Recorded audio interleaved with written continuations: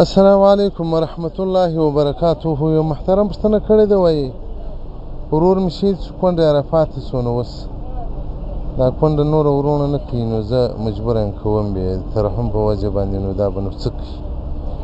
او معاینه مې نه ورپرېږدي، وایي نه بیا کوې، نو اوس زه څه وکړم؟ محترمه کونډه د خپل اختیار ده، که دا وایي زه تا کوم یا ستا بل ورور کوم، بیا خو مشکل نشته. او که دا ورته وایي کونډه ده اوس نو بل ځای نه پرېږدو، نو مجبوره یم زه بیا کوم. بیا خو له دې خبرې سیوا چې معاینه اجازه نه درکوي، خدای اجازه نه درکوي، ما یې کوه. کونډه د خپل اختیار ده، خپل اختیار ته پرېږده. الله جل جلاله په قرآن عظیم شان کې راته فرمایي فانکحوا ما طاب لکم، په نکاح باندې کوئ ښځې چې طاقت مو وي، من النساء له ښځو څخه مثنی دوې، ثلاثه درې، رباع څلور. علما کرام وایي ولا تزیدوا علی ذلک، تر څلور نو زیاتې مه کوئ. که یوه کې مړه شي بیا بېرته څلور پوره کولی شي، پنځه نه دي روا. او دا چې د ښځې اجازه ده یا نه اجازه ده، د ښځې اجازې وایي نه اجازې ته اعتبار نشته، خپل ژوند ته ګوره. نو چې دا اوس دا پر دغه حال ده، وایي ما یې کوه، نو دا به بیا وروسته ژوند ستاسې څه ډول وي؟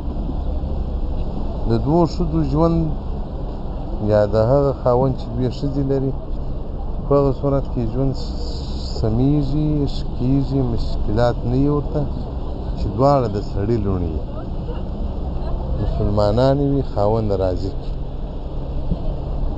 او دا که جتانې وي، خپل انتقام هغه چې اخیستی چې ولې خاوند بله راباندې وکوله، بیا دې نو محترمه ژوند خرابېږي،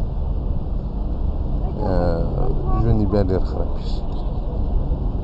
درالمختار په همیش درالمختار جلد دوم صفحه 400 فصل فی المحرمات هغه وایي نکاح د څلورو ښځو سیده د حر انسان لپاره،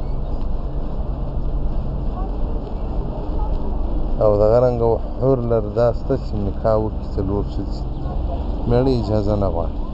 قرآن ورته وایي فانکحوا ما طاب لکم من النساء.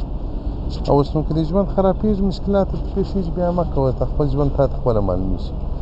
ما چې کوم خلکو ته مشوره ده چې دوې کوي، نو هغه دې د درې نیت هم ورسره وکړي چې درېیمه کوم. دا یو صورت چې دوی کوي، بیا دې نو دواړې سره جلا کړي، دا بل صورت. نو دوی یې نه سره چلېږي، بیخي مسلمانې نشته، ځکه د خلکو ښځو کې اوس مسلمانې نشته. نو ښځه که اوس مېړه راضي کوي، نو بیا اسانه طریقه ده، چې مېړه نه راضي کوي، نو بس باره ګزاره د یوې کې محترمین کونډه کار مه لرئ. او که دا وایي ومې که بیا یې وکړه، بیا مه د زړې پروا لرم، د نویو پروا لرم. او که دا کونډه زورګیره کوي، بیا دې نو غاړې بندېږي. والسلام علیکم.